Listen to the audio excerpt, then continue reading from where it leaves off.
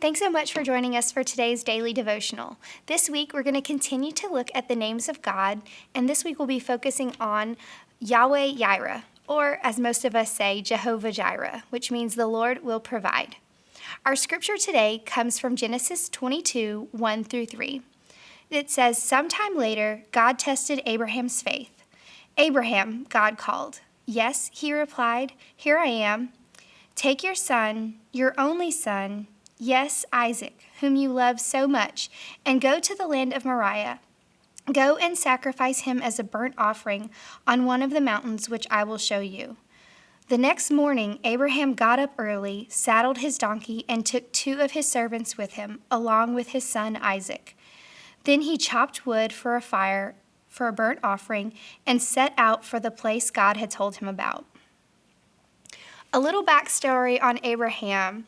He's been following God for about 40 years now, so he's not a baby Christian. And after waiting for 25 years for God to fulfill the promise he gave him and Sarah for a son, God gave Abraham and Sarah that son, and they named him Isaac. And our story picks up around 20 years after Isaac's birth. God tells Abraham to take his son, and his only son, and offer him as a sacrifice. Something that stands out to me in this story, other than the fact that this is probably what seems to be the most crazy request God could ask someone, is that this test that God is putting Abraham through comes after he's fulfilled his promise to Abraham and Sarah, which indicates to me that post-promise, God is still concerned with our character and our development. Our lives don't suddenly become perfect and miraculously better because the promise has arrived. He's still developing us, and he's still wanting to make sure that we are bringing glory to him. So yes, while promises and being fulfilled are awesome and they're for our good, they're also designed for God's glory. Tests are meant not to cause us to fail or trip us up, but to show us what we've learned. Just like in school, when we passed tests in the 4th grade, we then move on to the 5th grade. Same in life, we continue to grow, we continue to move to the next level. And God wasn't setting Abraham up for failure, but he was showing him how strong his faith really was. Not only was he showing him his faith, but I believe God was trying to reveal more of his own character to Abraham. God continues to do this throughout our journey with him. Abraham wasn't a baby Christian. He had been following God for 40 years, and God is continuing to reveal new facets of himself to Abraham. In this passage, we see Abraham's obedience. Reading this 4,000 years later, we have the benefit of knowing that this was a test for Abraham, but he didn't have that. He was getting a directive from God, and so he was moving forward in obedience, which is so huge and so challenging for me to even comprehend.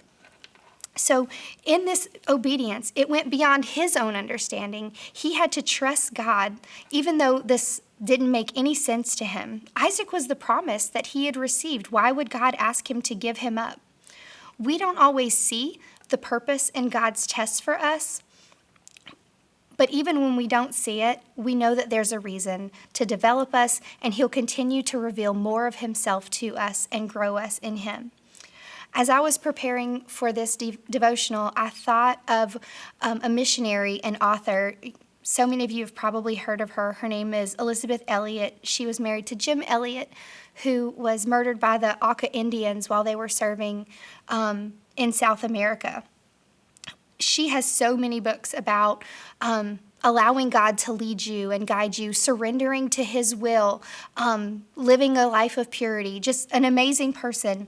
And one of her quotes really fits in with this, and just trusting God in the moments where we don't know what he's doing. She said, Of one thing I am perfectly sure, God's story never ends in ashes."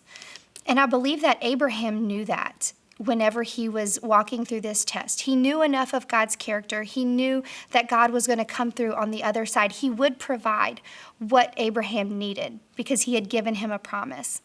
And one thing that's so amazing and so challenging is that Abraham didn't delay his obedience. He immediately acted on what God had commanded. It says he woke up early the following day, gathered Isaac and his servant, chopped the wood for the sacrifice. Faith calls us to action in God.